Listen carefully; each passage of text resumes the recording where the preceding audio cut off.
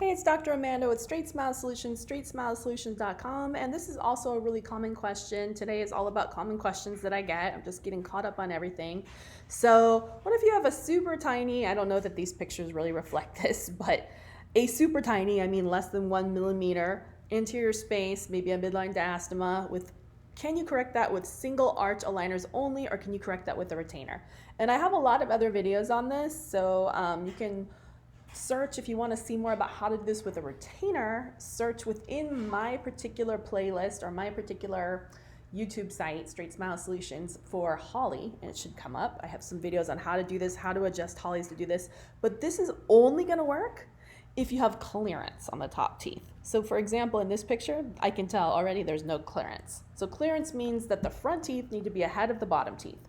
If you check with articulating paper, which can be red, it can be black, it can be blue, it can be green, if you have contact, if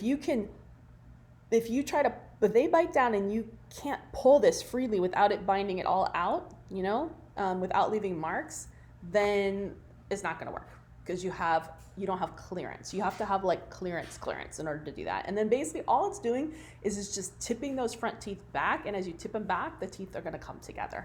So sometimes this is super imprecise. So sometimes one tooth will end up longer than another when you do that, or there'll be like kind of a weird orientation, a weird torque or something like that. So it doesn't always turn out that well. It's kind of like a sloppy way to do this.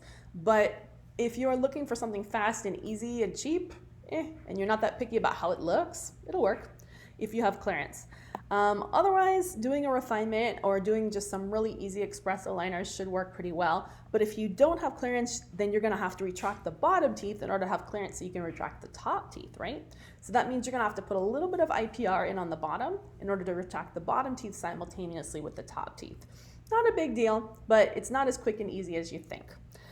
So yes, just to recap, you can do it with a retainer if you have clearance, but you don't have a lot of control over how it looks and how it moves, so it might look kind of wonky at the end. If you want to have full control over it, I recommend doing some aligners. It might take 10 aligners or more because you're going to have to add a little IPR on the bottom if you don't have clearance. And besides that, a third option would be a positioner. So positioner works really, really well. A custom positioner, you can order those from TP Orthodontics. Lab fee is about $250, $300. They need to wear it about 12 hours a day, sleeping plus 4 hours actively where they chew around on it. It's almost like a mouth guard, so you can't talk with it in, but it works really efficiently for doing these kind of small movements. So just all kinds of ideas. But of course, the fourth idea would be just get a filling on that tooth. It'd be so fast, you can do it like same day, right? If it doesn't bother you, or a veneer. So, all right, thanks so much.